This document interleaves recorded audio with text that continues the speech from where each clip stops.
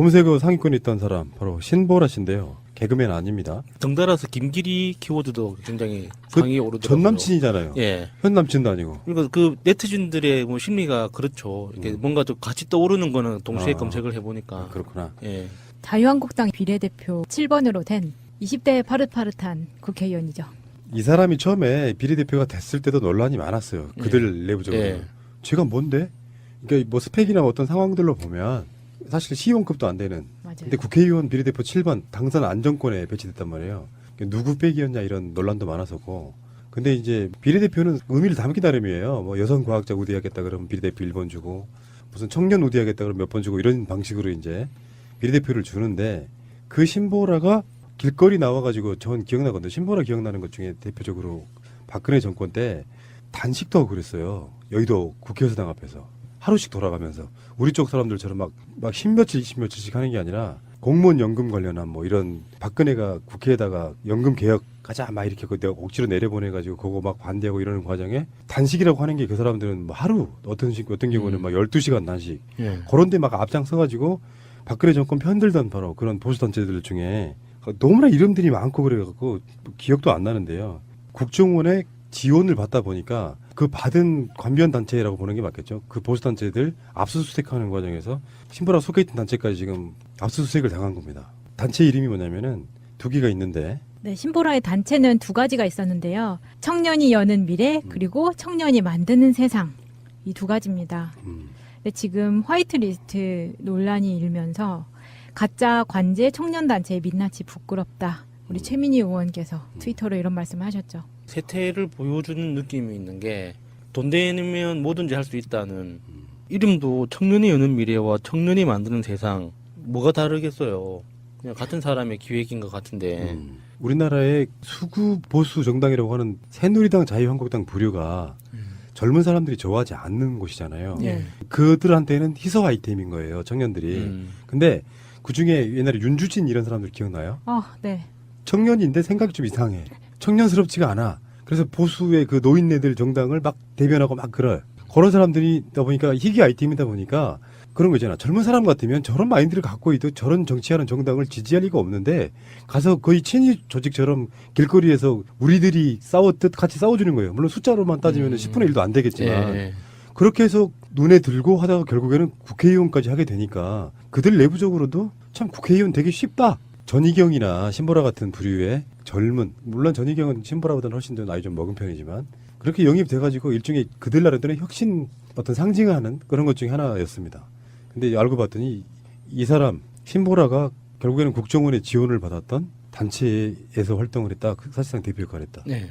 이 생각나는 일화가 제가 조그마한 사회적 기업을 창업을 해서 운영을 하고 있었는데 거기 어떤 청년들이 생산 의뢰를 하기 위해서 회사에 찾아왔어요. 그래서 어쩌다 그 당시가 이명박 대통령 시절이었거든요. 그런데 뜬금없이 자기는 우파라고 막 자랑을 하는 거예요. 왜 갑자기 이런 이야기를 하는지 사회적 기업이라는 간판이 부담스러웠나 봐요. 그래서 그 청년들이 하는 이야기의 논리는 비즈니스를 하는 사람은 우파가 돼야 된다. 우파가 되면 이명박처럼 성공할 수 있다는 논리였거든요. 굉장히 놀랐었어요, 그때. 그때 20대 중반 정도 되는 청년들이었는데 우파나 어떤 정치에 대해서 어느 정도 공부를 했는지 어떤 어느 정도 신념이 있는지는 제가 알 길은 없지만 기본적인 논리 구조 자체가 돈을 벌기 위해서 우파를 해야 된다는 거였거든요. 좀 암울하다는 느낌을 받았었어요. 그때 그 공천 관련해 가지고 이 사람이 어떻게 비례대표 질문 받느냐 예. 논란인데 핵심이 뭐예요, 마차님? 그때도 백공천 논란이 있긴 있었는데 이 신보라가 그 최공재 새누리당 공천관리위원이 총선에 출마한 최홍재 전 청와대 행정관의 친형인데요. 이 신보라가 이때 최 후보자의 선거사무장으로 일했던 노 모 씨의 아내였습니다. 그러니까 최홍재의 선거사무장을 일한 사람이 사실은 신보라의 남편인 거죠. 네. 근데 그 최홍재의 형이 공천관리위원이었다. 이렇게 되는 거거든요. 그 사람들은 참 이런 끈끈한 인맥 좋아요. 왜 인턴으로만 일해도 강원랜드 같은 데 취직시켜주잖아. 예. 근데 공천관리위원회 동생의 선거사무실의 선거사무장의 부인. 선거사무장이라고 하면 어떤 특정 후보자에게는 굉장히 중요한 역할이잖아요. 예. 아마 거의 비리까지 다 알고 있는 사람. 선거사무장 정도면 법적으로 문제가 있을 때 책임을 져야 하는 위치인 거죠. 선거사무장은 가족과 동일한 걸로 예. 인정받잖아요. 예.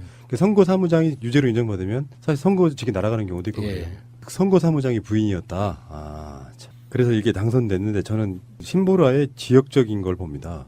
신보라가 광주 출신이에요. 고등학교 후배입니다. 네, 그렇죠. 밝히고 싶진 아마도. 않습니다. 근데 사실 광주 쪽에서 학교를 나온 친구인데 저는 이렇게 봐요. 주위에 보다 보면 가끔씩 그런 부류의 유형들이 있어요. 그 유형들 정치권에서 네. 뭔가 좀 관심 받고 그래가지고 굉장히 권력 지향적인데 사실 이념적 가치관은 별로 없고 나서라 그러면 정말 잘 나서고 사람들로부터 욕을 먹더라도 관심 받는 걸 중요히 생각하는 일정 관종 딱 그런 과였는데 맞아. 그러니까 이게 무슨 스펙도 좋은 것도 아니고 아무것도 아닌데 청년을 상징한다는 의미로 비례대표 7번에 딱 박아줬던 결국엔 계속 우리가 지금 이야기하려다가 머뭇거리고 있는 게 이거잖아요. 국정원이 만들어준 국회의원이라 이겁니다. 국정원이 만들어주고 행동대장으로 열심히 활동을 했기 때문에 그 보답 차원에서 만들어진 것 같고요. 이게 보면 이 사람이 2014년 8월 달에 새만금에서 새만금 방조제 앞에서 조업하던 어선이 물을 방류하는데 밀려서 뒤집어져서 이제 사망사고가 일어납니다. 선원 3명이 죽는데 그것에 대해서 검찰이 선장을 구속영장을 청구를 했는데 판사가 이건 국가 책임이다. 선장이 책임이 아니라 수문을 방류한 국가 책임이다라는 그런 논지를 피니까 이 판사를 규탄하는 규탄 시위를 합니다. 이 신보라가.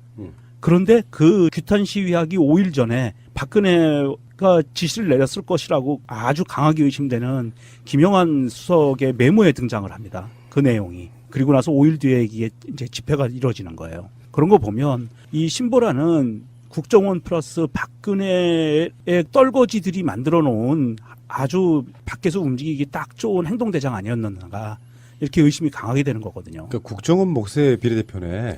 그렇잖아. 아, 그럴 수 있겠네. 실제로요, 자기들 우호적인 단순하게 국가 안보 때문에 어떤 밀어주는 그런 국회의원이 아니고 네. 이런 종류 같은 경우는 국정원이 허수아비로 쓰기 위해서 밀어주기도 합니다. 그러니까 요즘 그 블랙리스트 말고 화이트리스트도 이렇게 논란이 많잖아요. 그 화이트리스트의 대상이 됐던 사람 중에 한 명일 거라고 우리가 추정하는 거잖아요. 신보라 씨가. 네. 그런데 이 국정원이 움직이는 방법들을 보면 그 화이트리스트는 자기가 화이트리스트라는 거를 몰랐을 가능성이 굉장히 클 것 같아요. 이게 주변에서 자기의 인맥이나 자기의 어떤 그 활동 능력, 자기 욕망만큼 주변에서 협조가 된다고 느끼지 내가 국정원이 타겟으로 심어놓은 화이트리스트이기 때문에 집중적으로 육성된다는 걸 알고 했을까요? 이분이 나보다 나이브 하시네. 100% 알죠. 네. 아, 그래요? 나이브! 뭔가 만드는 목적이 있잖아요. 예. 근데 중요할 때 써먹으려면 내가 너의 밥줄이야. 이거를 인식시켜주지 않으면 써먹을 수가 없잖아. 그러니까 그 밥줄이라고 자금을 대주는 사람이 나 국정원이니까 믿고 움직여라고 그럼요, 그랬을까요? 당연히 그렇죠. 아, 나는 국정원에서 그런 연락이 없어가지고. 야수님에게 나이브 가산점 좀 드리겠습니다. 나이스. 반성하겠습니다. 신보라 같은 경우는 의원직이 어떻게 날아가더라도 지금 자유한국당 내에서 그 가슴 아파할 사람 한 명도 없다고 봐요. 어차피 승계되는 자리고요. 예, 그렇죠. 승계되는 자리인데다가 그들 입장에서 봐도 너무 과분한 자리에 올라가신 거고. 아니 그렇게 따지면 이렇게 보면 되지. 그쪽에 윤주진이나 뭐 이런 애들 입장에서 생각해 보면 그냥 길거리 몇 번 나가가지고 조금 몇 년만 2, 3년만 개고생하면 누구나 국회의원 할 수 있어. 국정원이 밀어주면. 이런 관점으로 봤을 때 신보라는 그냥 소모품으로 그냥 끝날 가능성이 되게 높은데 신보라가 왜 저번에 이재명 시장한테 털리는 거 기억나요? 근데 그 사람이 했던 말이나 이런 것보다 확실히 맨날 푸나님 말씀하시는 거 있잖아요. 태도의 문제. 그 말을 하고 이렇게 이재명 시장하고 이렇게 논점이 붙었을 때 그 사람의 태도를 보니까 아, 쟤는 안 되겠구나. 자기 실력 이상으로 야당의 중요한 정치 인사인 이재명 시장을 막 비판하면서 뜨고 싶었던 네. 딱 관종 모습이었는데 논리적으로 제압하니까 찍소리 못하는 거죠. 그땐 청년 배당이 어떻게 사용되고 있는지 찾아보니까 SNS상에서 상품권을 현금화하거나 연인과 데이트, 자전거 구입, 가방 구입, 블루투스 구입 이런 것들이 사례들이 발생됐습니다. 물론 일부의 사례일 수 있습니다. 본질은 이렇습니다.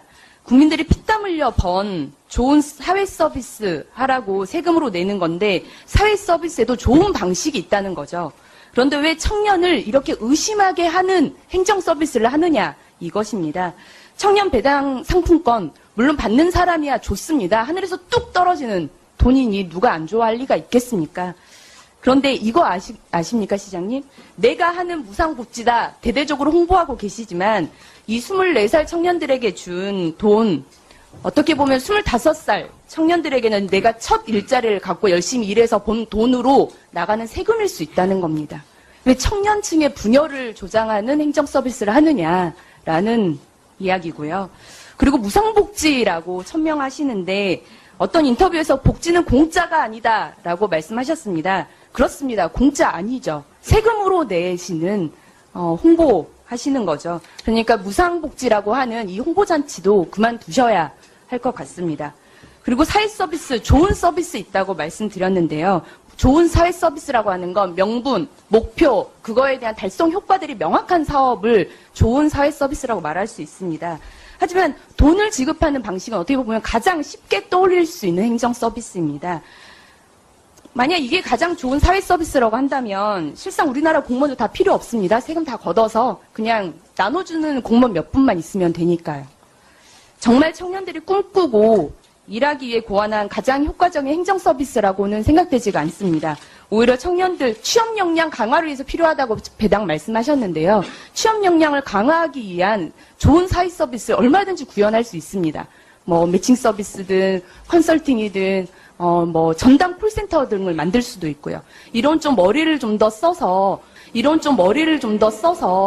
고민하는 행정 서비스를 구현하는 것이 더 옳지 않겠습니까? 좋은 지적이시라고 생각합니다. 근데 우리 신보라 의원님한테 제가 이 말씀을 꼭 한번 드리고 싶습니다. 좋은 정책이 있으면 저한테 주십시오. 제가 하겠습니다. 지금 이것보다 더 나은 정책이 있으면 제가 하지요. 제안 주시면 고맙겠고요. 대한민국 정부에서 과연 청년들의 복지 향상이나 아니면 취업 지원을 위해서 실제 뭘 했느냐. 과연 청년들이 과연 기성세대보다도 더 나은 옛날로 치면은 그야말로 젊어서 고생은 사서도 해도 괜찮은 그런 세대냐. 우리 신보라 의원님은 의원님 되셨으니까 이미 기득권 사회에 들어오셨지요. 그러나 분명하게 말할 것은 대한민국 사회에서 청년들은 이미 역사상 가장 어려운 취약계층이 되고 말았습니다. 기성세대도 그렇게 생각합니다. 신규 세대, 청년 세대도 이미 우리는 아버지 세대보다 더 상황이 나쁠 거라고 생각하죠. 그런데 여기에 대해서 우리 정부에서 또는 국가 차원에서 한 정책들은 실제 뭐 2년 동안에 어디 뭐 취업을 하면 한 달에 50만 원씩 지원하는 뭐 그런 정책들도 해봤고 여러 가지 정책을 했습니다만 청년들이 대한민국을 헬조선이다 탈출하고 싶다고 말하는 이 현상은 결코 개선되지 않았거든요. 더 나빠졌습니다. 그 부분은 다 공통적인 잠깐만요. 내용이니까요. 그래서 성남시는 청년들 위한 정책을 뭔가는 해야 된다고 생각했습니다. 제가 분명히 말씀드릴 거는 정부는 서민 증세하고 국가 빚 늘려가면서 복지들 축소해갔지만 성남시는 정해진 세금 잘 관리해서 빚 갚고 정부 지원 받지 않고 그 빚내지 않으면서 세금 아껴서 새로운 복지 정책을 만들었고 그중에서 노인복지, 그다음에 보육복지, 교육복지 이런 거 다 하고 난 마지막 단계에 청년복지로 이거 청년배당 시작했거든요. 그런데 만약에 간단하게 저희가 답변해 예산을 주셨죠. 아껴서 네. 예산을 아껴서 그러면 정부에서 하는 것처럼 4대강처럼 강연합하고 또는 자원 얘기한다고 마구 그건 낭비하고 논지를 흐리는 또는 답변이시고요. 방위비리처럼 간단히 쓸데없는데 한마디로 돈 정리해 쓰고 주십시오. 하는 것보다는 이 아낀 돈을 국민들한테 우리 세금 내는 국민한테 되돌려주는 게 잘하는 거라고 생각하거든요. 그러니까 되돌려주는 그리고 방식이 현금으로 되돌려준다는 게 좋은 방식에- 행정 서비스는 아니지 제가 그 않습니까? 이 말씀 정도로 아까 질문하신 답변 거를 지금 듣겠습니다. 제가 답변하고 있는 중이에요. 써놓고 순서대로. 그 말씀. 그러니까 그러면 왜 하필 현금을 주는 거냐? 현금을 주지 않고 청년들에게 실제로 제 도움이 질의 되는 순서, 정책을 제 질의 순서에 원래 뒤에 말씀드리려고 했던 걸 지금 다 아니, 배려를 질문하신 하셔서 걸 제가 하는 답하는 거니까요. 아까 저는 질문을 엄청나게 많이 했잖아요. 그래서 제가 질의 끝에 답변을 드리려고 요구했던 그래요? 건데 제 그럼 질의 이따가 시간이 알겠습니다. 없어지니까요. 알겠습니다. 네, 그렇게 하겠습니다. 그거 보면서 같은 나라에 살지만 이런 모양으로 쓰는구나. 깜짝 안 되는 애들이 어느 날 네. 자기는 대단한 실력이라고 생각을 하는 거잖아요. 그래서 센 발언하고 막 인터뷰 있을 때마다 인터뷰에 응하고 심지어 그렇게 되다가 나중에는 꼭 무슨 100분 토론 같은데 한 번 좀 나가주고 하면서 그쪽으로 크다가 대표적으로 큰 인물이 신보라, 전희경도 마찬가지예요. 이런 아이들이 비례대표로 국정원 몫으로 들어갔다고 하더라도 들어가는 것까지는 정말 나이브하게 봐서 그럴 수 있다고 봐. 꽂아 넣는 거. 원래 비례대표는 꽂아 넣을 수 있으니까요. 그런데 얘가 여가위하고 환노위 위원도 했어요. 이런 애들이. 아, 그건 당연하죠. 상임위는 무조건 해야 되니까. 최소한의 양심이 있으면 그래도 정당에서 이런 데 넣으면 안 되잖아요. 어떻게 여성가족 환경노동 쪽으로도 넣냐고. 자, 그러면 말씀을 듣고 내가 내린 결론은 선거 사무장의 아내였기 때문에 된 게 아니고 그것은 이제 1차적인 고리이고 예. 만약에 국정원이라고 하는 조직이 의도적으로 밀어넣는 케이스였다고 하면 더 복잡하게 얽혀 있겠죠. 근데 그 백이 선거관리위원 중에 한 명이 자기들 몫으로 이렇게 해가지고 있잖아요. 나눠먹기 한다고. 예. 칸막이 공천 뭐 비슷하게 해가지고 1번부터 그러니까 당대표 뭐 여기 뭐 해가지고 나눠먹는단 말이에요. 그러면은 거기서 이게 말이야 면접 서류가 있잖아요. 어느 정당이나 공천할 때 비례대표 공천 신청을 해요. 그중에서 그 공천관리위원들이 이걸 본다고. 근데 신보라 공천관리 서류에는 체크 표시가 하나 있었던 거예요. 별표 하나 딱. K 또는 뭐 이렇게 별표 하나 딱 국정원 인사 예. BH 다 있을 거 아니에요. 있었을 겁니다. 실제로 그랬겠지. 국정원의 자금은요 공식적으로 집행하는 자금이 아니잖아. 그러면 뒷돈이 들어왔다는 거잖아요. 이런 그 국정원이 지원해준 자금이라는 게. 예. 그러면 그 사람은 우리가 그렇게 많이 써먹는 일종의 블랙요원인 거예요. 뭐가 달라? 그렇죠. 예. 일종의 블랙요원 역할을 공식적으로 해놓고 있었던 거야. 얘를 국회까지 집어넣으려고 이력서에 체크 표시돼 있었던 거예요. 우리가 영화에서 봤던 블랙 요원의 이미지랑 너무 달라서 사실 일단 매치가 잘 안 되네요. 보통 블랙 요원이라고 하면은 굉장히 스마트하고 이 똑똑하고 날카로우면서도 뛰어난 능력을 가진 그런 남자 여자 이런 걸로 영화에 그려지잖아요. 그만해. 예. 그런 사람들은 보통 화이트 요원이에요. 정보국에서 그렇게 된 사람들이 화이트 요원들이고요. 왜 이 나라는 블랙과 화이트를 이렇게 좋아하죠? 확실히 그 최민희 의원이 그런 말을 할 만해요. 보수의 민낯이라고나 할까. 예. 막 집어넣는 거예요. 나는 국회의원이 뭐 아무나 할 수 있다는 데는 좀 100% 동의하는 사람이지만 그것도 지역구도 아니고 비례대표 같은 경우는요. 사회적으로 굉장한 어떤 일가를 이루거나 사회적 굉장한 의미가 있거나 전문성이 있거나 전문성이 있거나 이런 네. 것도 아니고 그 뭐 아스팔트 청년단체라는 게 뭐예요. 길거리에서 길바닥에서 좀 굴렀다는 뜻이잖아요. 그러니까 길거리에서 어떤 일부는 국정원을 이슈로 해가지고 댓글 작업하면서 온라인을 장악하려고 했지만 현장에 나가보면 시위하는 건 다 진보 좌파들이야. 그래서 동원된 게 어버이연합부터 시작해서 한데 어버이연합들만 길거리에서 시위를 하니 뽀대가 안 나. 그래서 청년들도 자유한국당, 새누리당 지지한다. 이걸 보여주고 싶었단 말이지. 거기에 동원돼가지고 얼굴마다 비슷하게 역할하던 친구가 어느 날 별표 체크 네. 표시돼서 국회에 입성한 사건 아니에요. 예. 당장 사퇴해야 됩니다. 이거는. 보통 그 예전에 우리 80년대에 보면 뿌락치라는 애들이 있었잖아요. 뿌락치라고 학생운동권에 숨어 들어와가지고 예. 경찰이나 국정원에 정보 제공하고 안에서 와해 공작하고 하던 뿌락치 애들도 대부분 그렇게 해가지고 그쪽 계열로 정치의 길을 밟아간 애들이 많아요. 예. 그쪽 아주 전통적인 수법입니다 이게. 신보라 이야기였고요.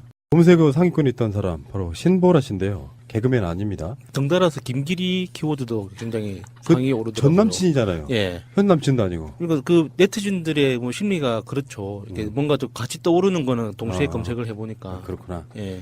자유한국당 비례대표 7번으로 된 20대 파릇파릇한 국회의원이죠. 이 사람이 처음에 비례대표가 됐을 때도 논란이 많았어요. 그들 내부적으로. 예. 제가 뭔데? 그러니까 뭐 스펙이나 어떤 상황들로 보면 사실 시의원급도 안 되는. 맞아요. 근데 국회의원 비례대표 7번 당선 안정권에 배치됐단 말이에요. 누구 빼기였냐 이런 논란도 많았었고.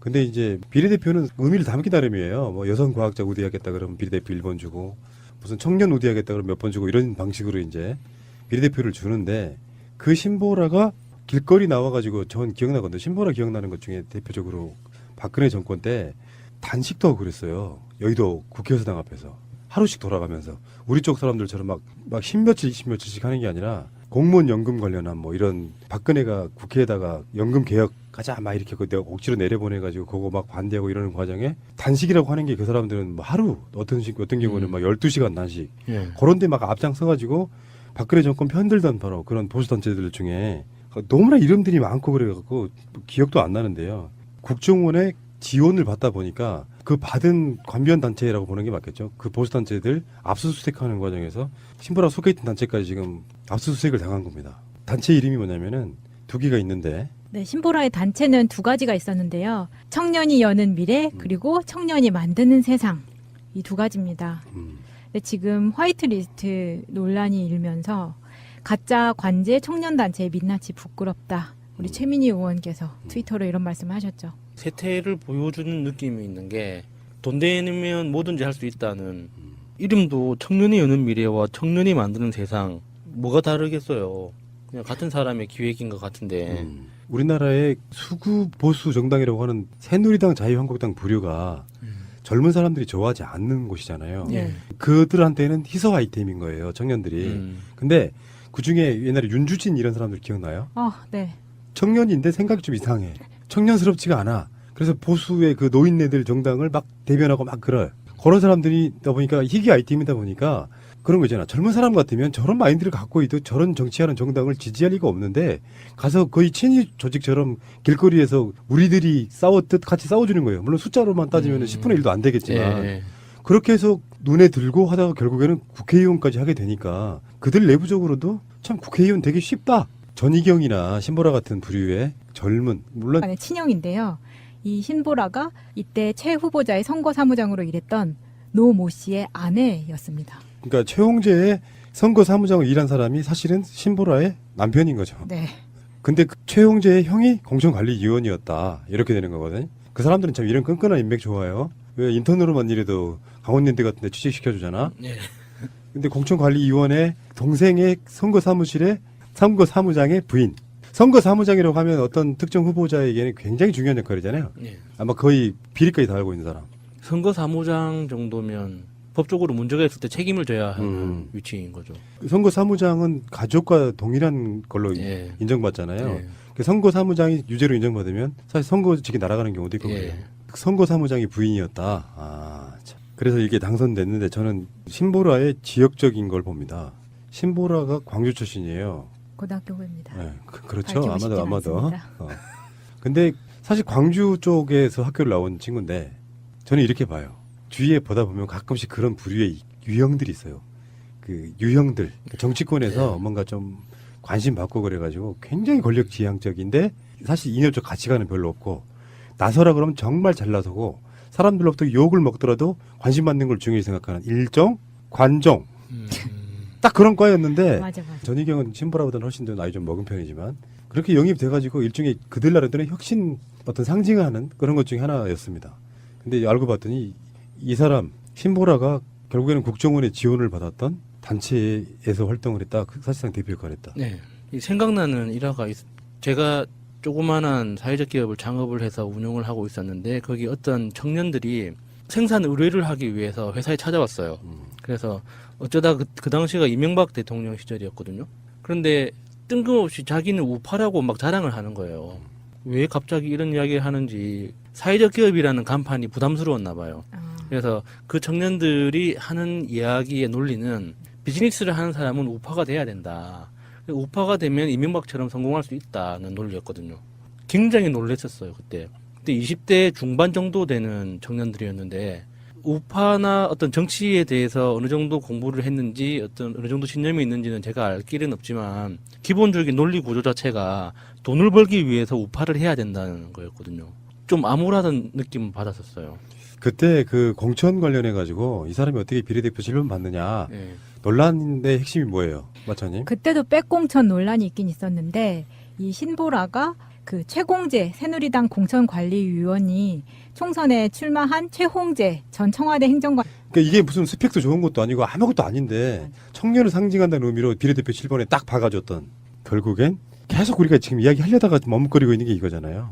국정원이 만들어준 국회의원이라 이겁니다. 국정원이 만들어주고 행동대장으로 열심히 활동을 했기 때문에 그 보답 차원에서 만들어진 것 같고요.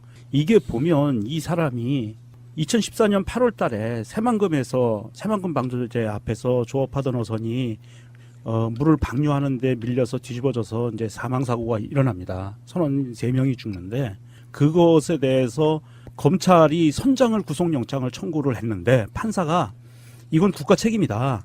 선장이 책임이 아니라 수문을 방류한 국가 책임이다라는 그런 논지를 피니까 이 판사를 규탄하는 규탄 시위를 합니다. 이 신보라가. 그런데 그 규탄 시위하기 5일 전에 박근혜가 지시를 내렸을 것이라고 아주 강하게 의심되는 김영환 수석의 메모에 등장을 합니다. 그 내용이. 그리고 나서 5일 뒤에 이게 이제 집회가 이루어지는 거예요. 그런 거 보면 이 신보라는 국정원 플러스 박근혜의 떨거지들이 만들어 놓은 아주 밖에서 움직이기 딱 좋은 행동대장 아니었는가 이렇게 의심이 강하게 되는 거거든요. 그러니까 국정원 목세 비례대표네. 그렇잖아. 아, 그럴 수 있겠네요. 실제로요, 자기들